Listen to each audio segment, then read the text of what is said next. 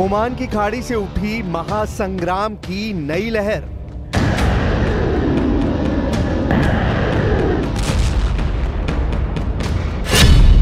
Khamenei के लड़ाकों की वार्निंग, बैकफुट पर अमेरिका।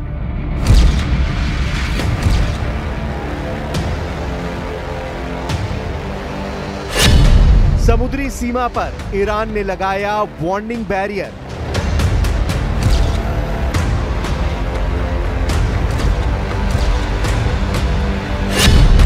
पीछे हटने को मजबूर हुआ अमेरिकी युद्धपोत।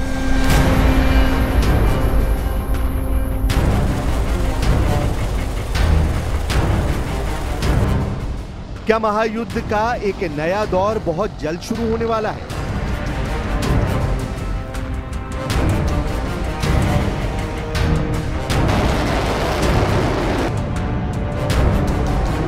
क्या इस बार पश्चिम एशिया में जंग का असर पहले से भयानक होने वाला है?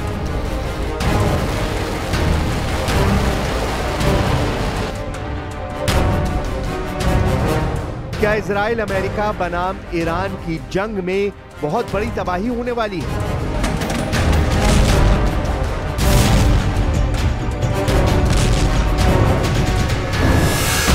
यह महज अब कोरे सवाल नहीं है, क्योंकि जो संकेत, जो इशारे मिल रहे हैं वो यही साबित कर रहे हैं कि इस बार जो चिंगारी भड़कने वाली है उसकी जद में कई देश आने वाले हैं। और यही इशारा इन तस्वीरों से साफ हो रहा है। ओमान की खाड़ी में ईरान की अमेरिका पर पहली जीत के साथ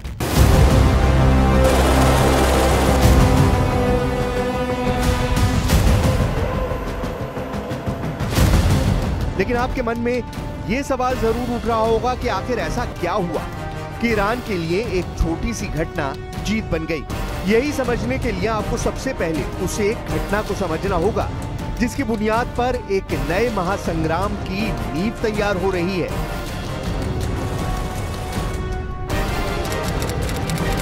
तेईस जुलाई 2025 बुधवार, जगह ओमान की खाड़ी।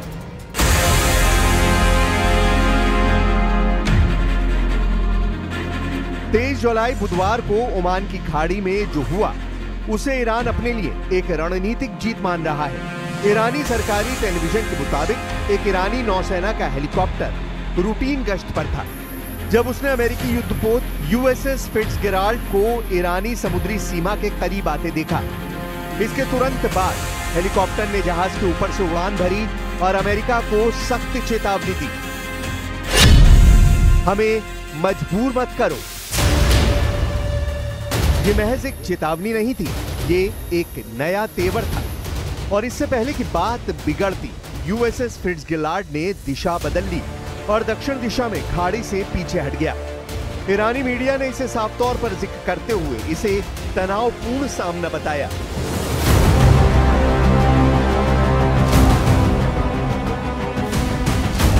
अमेरिका की तरफ से कोई तत्काल प्रतिक्रिया नहीं आई, लेकिन अमेरिकी सेंट्रल कमांड ने कहा कि वो हालात का जायजा ले रहे हैं। इस घटना की अहमियत इसलिए और बढ़ जाती है क्योंकि ये ईरान और अमेरिका के बीच पहली सीधी भिड़ंत है उस 12 दिन की जंग के बाद जिसमें अमेरिका ने बंकर बस्टर बमों से ईरानी परमाणु ठिकानों पर हमला किया था।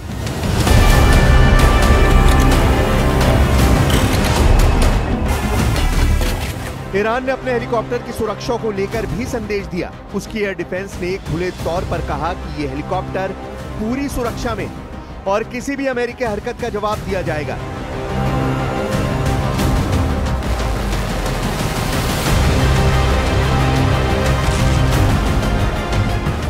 यह घटना दिखाती है कि ईरान अब सिर्फ बयानबाजी नहीं कर रहा, वो अब समुद्री मोर्चे पर भी जवाबी कार्रवाई करने को तैयार है।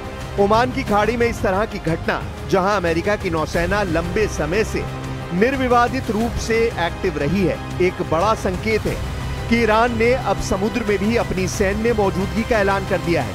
और जब सबसे शक्तिशाली नौसेना यानी अमेरिका पीछे हटे तो ये सिर्फ घटना नहीं, रणनीतिक संदेश बन जाता है। ओमान की खाड़ी सुनने में एक छोटा सा जल क्षेत्र लगता है, लेकिन यही खाड़ी है जो दुनिया की तेल आपूर्ति का केंद्र है।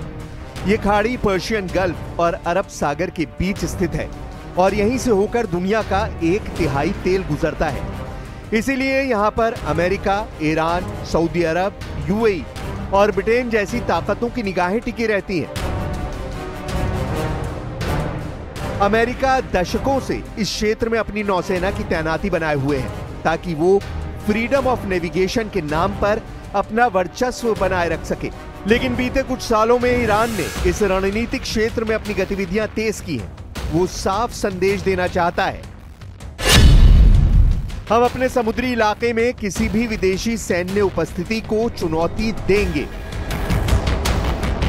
ओमान की खाड़ी सिर्फ तेल के लिए नहीं बल्कि सैन्य रणनीति के लिए भी बेहद अहम है। यहां से होकर ही अमेरिका के एयरक्राफ्ट कैरियर्स और परमाणु हथियार ले जाने वाले जहाज पश्चिम एशिया में एंटर करते हैं। बुधवार को यूएसएस फिट्जगेराल्ड का पीछे हटना पहली बार हुआ है कि अमेरिकी युद्धपोत को बिना झड़प के लौटना पड़ा, और ये किसी अज्ञात सागर में नहीं बल्कि दुनिया की सबसे संवेदनशील समुद्री सीमा पर हुआ। ईरान ने बार बार कहा है कि अगर उसकी संप्रभुता पर सवाल उठेगा तो वो प्रतिक्रिया देगा, और इस बार प्रतिक्रिया एक तरफा नहीं रही। ये सिर्फ एक नेवल वार्निंग नहीं थी, ये ईरान का समुद्री दबदबे का सीधा ऐलान था। वैसे यूएसएस फिट्जगेराल्ड का पीछे हटना अचानक नहीं था। ये एक रणनीतिक मौन हो सकता है, एक तरह का संयम, या शायद भविष्य की आक्रामकता का नया प्लॉट। अमेरिकी सेना की सेंट्रल कमांड की ओर से अभी तक कोई ठोस बयान नहीं आया है। केवल इतना कहा गया है कि हम स्थिति का मूल्यांकन कर रहे हैं। ये वही अमेरिका है जिसने 12 दिन की जंग के दौरान B-2 बमवर्षकों से ईरान पर हमले किए थे। यही अमेरिका अब खाड़ी में पीछे हट रहा है तो सवाल उठता है, क्या यह अस्थायी कूटनीतिक चुप्पी है या फिर किसी बड़ी योजना का हिस्सा? एक संभावना यह भी है कि अमेरिका जानता है कि ओमान की खाड़ी में एक छोटा भी टकराव पूरे पश्चिम एशिया को युद्ध में धकेल सकता है, और वो इस वक्त खुद यूक्रेन, ताइवान और इजराइल गजा मोर्चों पर पहले ही एक्टिव है। दूसरी ओर अमेरिका लगातार इस क्षेत्र में फ्रीडम ऑफ नेविगेशन की नीति को बरकरार रखने की कोशिश करता रहा है। लेकिन इस बार जब उसका युद्धपोत बिना लड़े ही लौट आया तो वॉर टैक्टिक्स पर नजर रखने वाले कुछ एक्सपर्ट्स का मानना है कि ये अमेरिका की रणनीतिक समझदारी थी, क्योंकि अगर वो भिड़ता तो ईरान को खाड़ी में खुला युद्ध छेड़ने का मौका मिल सकता था, और अगर वो चुप रहा तो ईरान इसे अपनी पहली समुद्री विजय घोषित कर सकता है। ऐसे में वॉशिंगटन की खामोशी खुद एक रणनीति बन जाती है जिससे वो बिना गोली चलाए स्थिति को काबू में रख सके।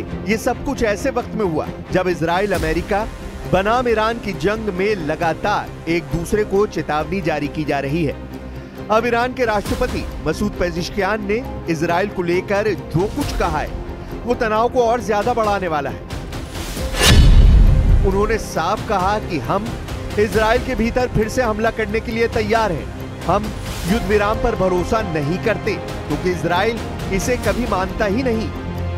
इस दौरान पेजिशकियान ने यह भी दावा किया कि ईरान ने इजराइल की गहराई में घुसकर हमले किए थे और बड़ी चोट पहुंचाई है, लेकिन इजराइल अपना नुकसान छुपा रहा है।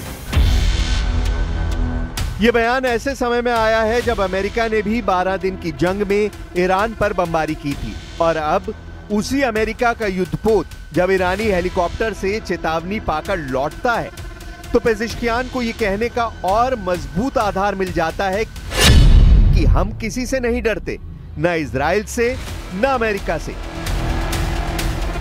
यह चेतावनी इस बात का भी संकेत है कि ईरान अब रक्षात्मक मुद्रा में नहीं है।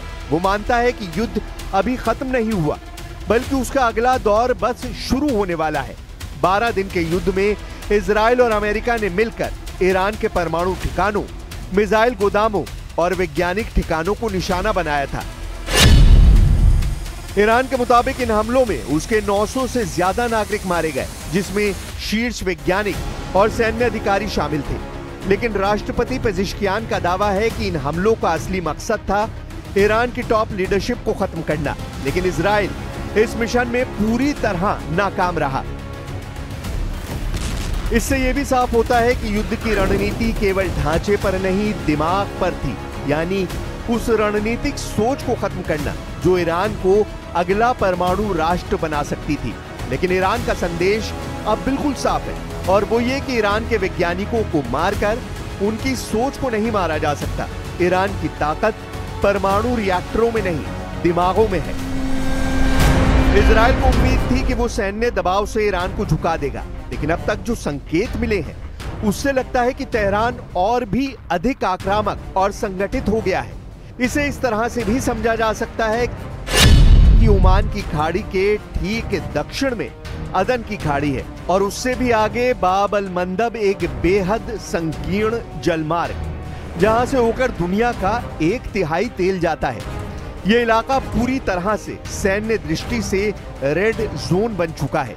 यहां पहले से ही ईरान समर्थित हूती विद्रोही अमेरिका और ब्रिटेन के जहाजों को निशाना बना रहे हैं। अब अगर ईरान सीधे तौर पर अपने हेलीकॉप्टर और नौसेना को इन इलाकों में उतारता है तो अमेरिका को कई मोर्चों पर एक साथ लड़ना पड़ेगा। यहां पहले से ही ईरान समर्थित हूती विद्रोही इजराइल जाने वाले जहाजों को निशाना बना रहे हैं। ओमान की खाड़ी में यूएसएस फिट्जगेराल्ड का पीछे हटना एक संकेत हो सकता है कि अमेरिका अब इस इलाके में खुला युद्ध नहीं चाहता, क्योंकि वो जानता है कि यहाँ एक गोली का मतलब हो सकता है पूरे पश्चिम एशिया में विस्फोट। लेकिन ईरान इसे एक सामरिक स्पेस की तरह देख रहा है, जहां उसे धीरे धीरे वर्चस्व बढ़ाना है और हर अमेरिकी वापसी को अपनी जीत में गिनना है। ओमान की खाड़ी में यूएसएस फिट्जगेराल्ड का पीछे हटना कोई सामान्य घटना नहीं है। ये एक सैन्य टकराव से टला हुआ युद्ध नहीं, बल्कि भविष्य के महासंग्राम की प्रस्तावना है। अमेरिका जैसी महाशक्ति का बिना लड़े लौट जाना पश्चिम एशिया में बदलती रणनीतिक हवा की ओर इशारा करता है और ईरान ने इसे महज एक कूटनीतिक सफलता नहीं, बल्कि एक समुद्री विजय की तरह प्रस्तुत किया है। अब तस्वीर साफ होती जा रही है। ईरान अब सिर्फ गुटनिरपेक्ष ताकत नहीं, बल्कि अमेरिका और इजराइल के खिलाफ एक संगठित और रणनीतिक फ्रंट बन चुका है। तेहरान अब अपने शब्दों से नहीं, अपनी हरकतों से संदेश दे रहा है। हवाई हमलों का जवाब हवा से और समुद्री घेराबंदी का जवाब समुद्र से मिलेगा। उसकी आक्रामकता केवल रक्षात्मक नहीं है, ये उसकी सोच में बदलाव का संकेत है। अब प्रतिक्रिया नहीं, पहल की रणनीति अपनाई जा रही है। इसीलिए यूएसएस फिट्जगेराल्ड की वापसी अमेरिका के लिए सिर्फ एक रिकॉल नहीं, बल्कि रीथिंक का क्षण है। क्या वो हर मोर्चे पर एक साथ लड़ सकता है? यूक्रेन, ताइवान, गाजा और अब ओमान की खाड़ी? जवाब शायद ना हो, लेकिन ईरान जानता है कि अमेरिका की यही थकावट उसकी सबसे बड़ी ताकत बन सकती है।